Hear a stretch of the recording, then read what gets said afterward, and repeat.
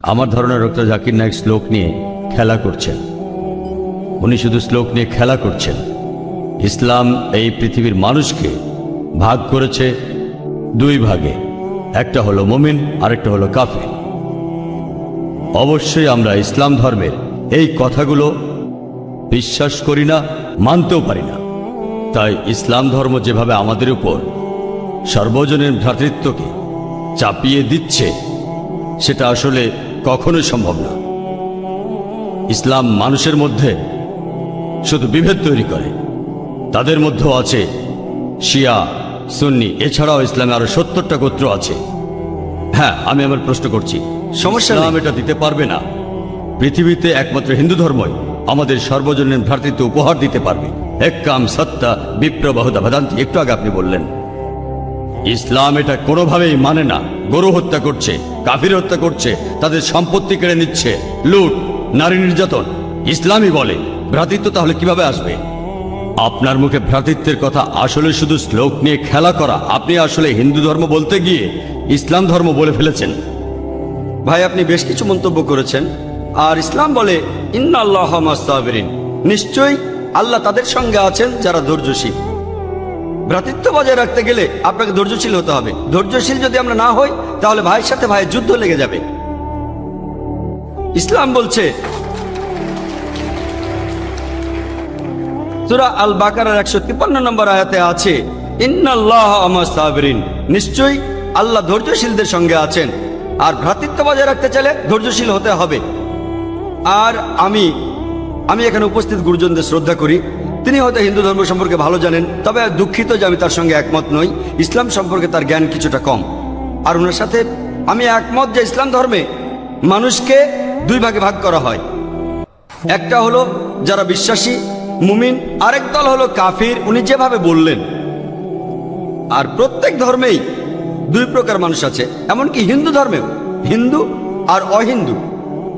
খ্রিস্টান ধর্মে খ্রিস্টান আর অখ্রিস্টান, ইহুদি ধর্মে ইহুদি আর নন ইহুদি, ইসলামে মুসলমান আর অমুসলমান।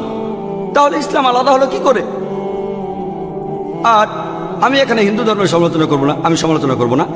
কিন্তু আজকের এই লেকচারে আমি হিন্দু ধর্ম নিয়ে কথা বলবো, কারণ আমি বিভিন্ন ধর্মের একজন ছাত্র হিসাবে আমি বেদ পড়েছি, আমি উপনিষদ পড়েছি। তবে এখানে ছোট্ট একটা মন্তব্য করি। হিন্দু ধর্মগ্রন্থ বেদে আছে যে এই মানুষ জাতি সৃষ্টি হয়েছে সর্বশক্তিমান ঈশ্বরের 4টি অংশ থেকে। তার মাথা থেকে এসেছে ব্রাহ্মণ, বুক থেকে এসেছে ক্ষত্রিয়, আর উরু থেকে বৈশ্যরা ব্যবসায়ী জাত, আর পা থেকে শূদ্ররা বর্ণপ্রথা। আমি এটা নিয়ে মন্তব্য করতে আসিনি, আমি এটা চাই না। আমি চাই না হিন্দু ভাইদের মনে আঘাত দিতে। ইসলাম ধর্ম এটার অনুমতি দেয় না। আমি এসব নিয়ে মন্তব্য করছি না, কোনো ধর্মের সমালোচনা করছি না, আমি কারো সমালোচনা করছি না। আমি কথা বলছি না যে কোনো ধর্ম ভুল। তবে আপনি যদি ভালোভাবে বেদ পড়ে থাকেন, আপনি এখানে সবাইকে বলতে পারেন বেদ কথা বলে কিনা যে স্রষ্টার মাথা থেকে ব্রাহ্মণ এসেছে, তার বুক থেকে ক্ষত্রিয়রা এসেছে, উরু থেকে এসেছে বৈশ্যরা ব্যবসায়ী জাত, বিদ্বান গোত্র, যোদ্ধা গোত্র, ব্যবসায়ী গোত্র, শূদ্র। শূদ্ররা হলো সবচেয়ে নিম্নবর্ণ। আর ডক্টর আম্বেদকর এটা নিয়ে বই লিখেছেন। আমি সব খুলে বলছি না। হিন্দু ধর্ম আমি ভালোভাবে পড়েছি। আমি হিন্দু ধর্মের অনেক কিছু শ্রদ্ধা করি, বেশ কিছুর ব্যাপারে একমত নয়, এটা আমাকে আপনি বলতে বাধ্য করলেন। পবিত্র কোরআনে সূরা আনামের 108 নম্বর আয়াতে আছে, তাহাদিগকে গালি দিও না আল্লাহকে ছাড়িয়ে তাহারা যাহাদিগকে ডাকে, কেননা অজ্ঞানতাবশত তাহারা গালি দিবে আল্লাহ সুবহানাহু ওয়া তাআলাকে। এখানে আমি হিন্দু ধর্মের ভালো দিকগুলো নিয়ে বলেছি। কথাটা হলো তারা এক ঈশ্বরের ধারণায় বিশ্বাস করে। আপনার প্রশ্নের ব্যাপারে বলি যে আপনি বলেছেন মুসলিমরা তারা মানুষ খুন করে, এছাড়াও তারা হত্যা করে। আপনি বললেন গরু, ঠিক আপনি কথা বলেছেন।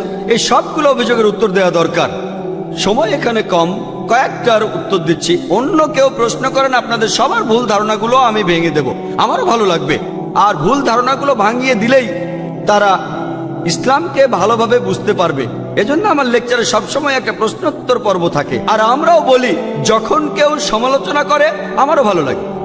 যত বেশি সমালোচনা হবে তত বেশি বোঝাতে পারবো, তত ভালো করে ইসলামকে বুঝতে পারবেন।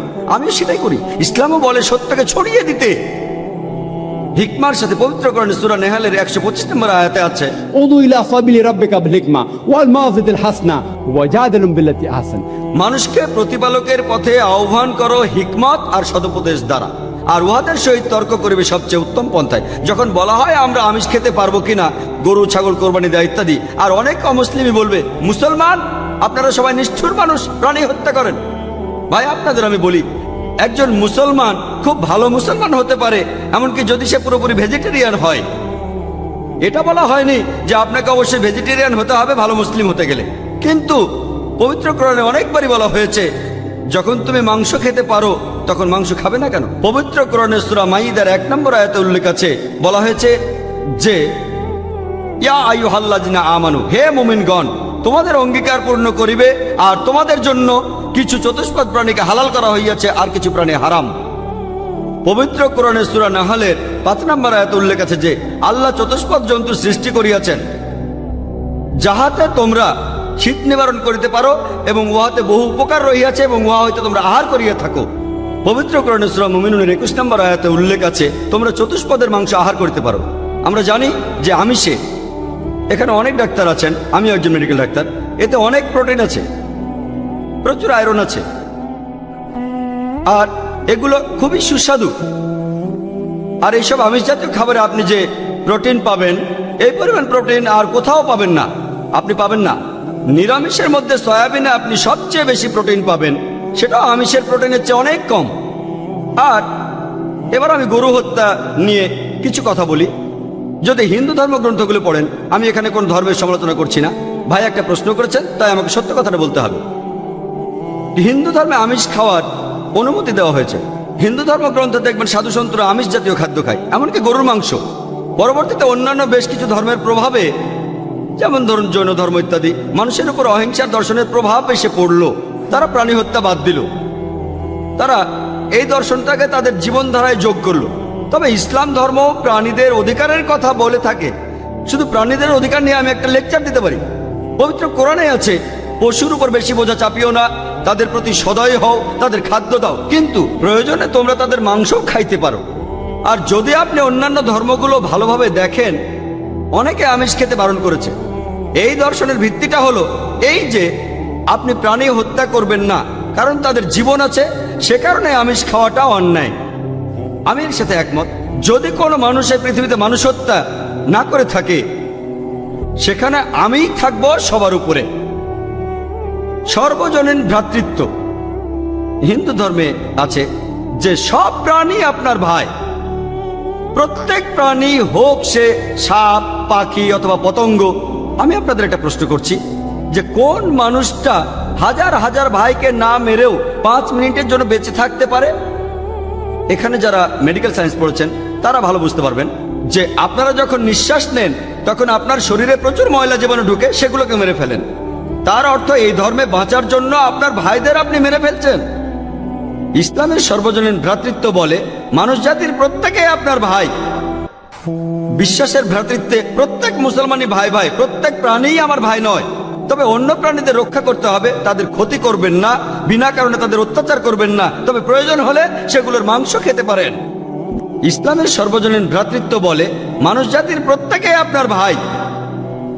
বিশ্বাসের ভ্রাতৃত্বে প্রত্যেক মুসলমানই ভাই ভাই, প্রত্যেক প্রাণীই আমার ভাই নয়। তবে অন্য প্রাণীদের রক্ষা করতে হবে, তাদের ক্ষতি করবেন না, বিনা কারণে তাদের অত্যাচার করবেন না, তবে প্রয়োজন হলে সেগুলোর মাংস খেতে পারেন। তাই যে দর্শন বলে আমিষ খাবার খাওয়া অন্যায়, কারণ এখানে আপনি প্রাণী হত্যা করছেন, বিজ্ঞান প্রমাণ করেছে এমনকি গাছপালারও জীবন আছে, আপনারা জানেন। তাই একথা এখানে খাটছে না যে প্রাণী হত্যা করা অন্যায়। তাই এখন তারা যুক্তিটা পাল্টে বলল যে আচ্ছা গাছেরও জীবন আছে, তবে তারা ব্যথা অনুভব করে না, তাই গাছ হত্যার চেয়ে প্রাণী হত্যা অনেক বড় অপরাধ।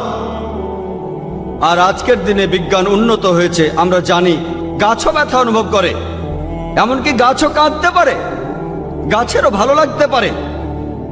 তাই গাছ ব্যথা অনুভব করে না এটা টিকলো না। এখানে ব্যাপারটা হলো যে গাছের কান্না মানুষ শুনতে পায় না, কারণ মানুষ কানে যে শব্দ শোনে সেটা সীমা 20 সাইকেল পার সেকেন্ড থেকে 20,000 সাইকেল পার সেকেন্ড। এই সীমার মধ্যে কিছু হলে মানুষ সেটা শুনতে পায়, এই সীমার নিচে বা উপরে মানুষ কিছু শুনতে পায় না। যেমন ধরুন কেউ যদি ডগ হুইসেল বাজায়, ডগ হুইসেল চেনেন, যেটাকে বলে সাইলেন্ট ডগ হুইসেল। যখন কেউ এই হুইসেল বাজায়, এটা সীমা হচ্ছে 20,000 সাইকেল পার সেকেন্ডের উপরে, 40,000 সাইকেল পার সেকেন্ডের নিচে। কুকুর 40,000 সাইকেল পার সেকেন্ড পর্যন্ত শুনতে পায়। তাই কেউ যদি হুইসেল বাজায়, কুকুর হুইসেলটা শুনতে পারে কিন্তু মানুষ শুনতে পায় না। এটাকে বলা হয় সাইলেন্ট ডগ হুইসেল। একইভাবে গাছপালার যে কান্নাকাটি আমরা মানুষরা কিছুই শুনতে পাই না, তবে গাছও কাঁদে, তারাও ব্যথা অনুভব করে। আমাদের একজন ভাই বললেন, যিনি বিষয়টা নিয়ে বেশ তর্ক করছিলেন, আর আমাকে বললেন, ভাই জাকির, আপনার কথা আমি মেনে নিলাম যে গাছপালারও জীবন আছে, তারাও ব্যথা অনুভব করে, তবে আপনি কি জানেন যে গাছের দুটো ইন্দ্রিয় কম আছে, তাদের 3টা ইন্দ্রিয় আছে, পশু পাখির ইন্দ্রিয় আছে 5টি। তাই গাছপালা হত্যার চেয়ে পশু হত্যা করা অনেক বড় অন্যায়। আমি তাকে বললাম যে ভাই, ধরুন আপনার একজন ছোট ভাই আছে, সে ছোটবেলা থেকে বোবা আর কালা, দুটো ইন্দ্রিয় কম।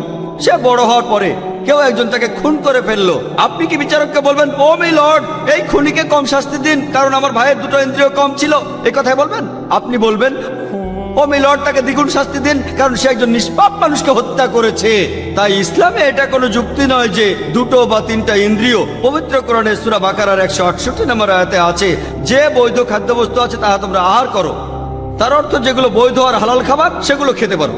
আর এ কারণে আপনারা দেখতে পাবেন যে গবাদি পশু, আল্লাহ সুবহানাহু ওয়া তাআলার ইচ্ছায় গবাদি পশু বংশ বিস্তার করে বেশ তাড়াতাড়ি, মানুষ এবং অন্যান্য পশুর তুলনায় বেশ তাড়াতাড়ি দ্রুত বংশ বিস্তার করে। যদি আপনার কথা মেনে নেই যে মানুষ কোনো গবাদি পশু খাবে না, তাহলে পৃথিবীতে গবাদি পশুর পরিমাণ অনেক বেড়ে যাবে, অনেক বাড়বে। আর বললেন গরু হত্যা করা, এ নিয়ে বই লিখেছেন মাওলানা আব্দুল করিম পারেক। গো হত্যা, গরু কোরবানি কে জন্য দায়ী? যদি ভালোভাবে দেখেন, যারা চামড়া নিয়ে ব্যবসা করে, গরুর চামড়া, মুসলিম অমুসলিম উভয়ই আছে, চামড়া, গরুর চামড়া, তারা এটা করে। তাই এটা থেকে যারা উপকার পাচ্ছে এই গোহত্যা থেকে, তাদের মধ্যে মুসলিমদের চেয়ে অমুসলিমরাই বেশি। তাই যদি ইতিহাস ভালোভাবে জানেন আর যুক্তিও ভালোভাবে বোঝেন, আমরা জানি আল্লাহ বলেছেন যে বৈধ খাদ্যবস্তু আছে তাহা তোমরা আহার করো, যদি এটা খান এতে কোনো সমস্যা নেই। এছাড়াও যদি ভালোভাবে দেখেন, তৃণভোজী প্রাণীর দাঁতগুলো যদি দেখেন, গরু, ছাগল, ভেড়া, তারা শুধু শাকসবজি খায়, তাদের দাঁতগুলো সব সমান। যদি আপনারা মাংসাশী প্রাণীর দাঁতগুলো ভালোভাবে খেয়াল করেন, সিংহ, বাঘ, চিতাবাঘ, তাদের দাঁতগুলো খুব সুচালো, তারা শুধু মাছ মাংস খায়। যদি আপনি মানুষের দাঁত দেখেন, আয়নায় আপনার নিজের দাঁত দেখতে পারেন, আমাদের সুচালো দাঁত আছে, সমান দাঁতও আছে। যদি সর্বশক্তিমান ঈশ্বর আমাদের শুধু নিরামিষ খেতে বলতেন, তাহলে আমাদের সুচালো দাঁত দিলেন কেন? কেন? আমিষ খাওয়ার জন্য? যদি আপনারা তৃণভোজী প্রাণীদের পরিপাকতন্ত্র ভালোভাবে খেয়াল করেন, গরু, ছাগল, ভেড়া, তাদের পরিপাকতন্ত্র শুধু নিরামিষই হজম করতে পারে। মাংসাশী প্রাণীগুলোর পরিপাকতন্ত্র, বাঘ, সিংহ, চিতাবাঘ, তারা শুধুমাত্র আমিষ হজম করতে পারে। আর আমাদের মানুষের পরিপাকতন্ত্র আমিষ নিরামিষ দুটোই হজম করতে পারে। যদি সর্বশক্তিমান ঈশ্বর আমাদের শুধু নিরামিষই খেতে বলতেন, তাহলে কেন এমন পরিপাকতন্ত্র দিলেন যেটা আমিষ নিরামিষ দুটোই হজম করতে পারে? তাই বিজ্ঞান নিয়ে যদি পরীক্ষা করেন, সৃষ্টিকর্তা আমাদের আমিষ নিরামিষ দুটোই খাওয়ার অনুমতি দিয়েছেন। আশা করি উত্তরটা পেয়েছেন। যদি আপনার অন্য কোনো প্রশ্ন, কোনো ভুল ধারণা থাকে, আমি আনন্দের সাথে তার উত্তর দেব। একবারে একটা ধারণা বলবেন যাতে আমি তা দূর করার সময় পাই। আমার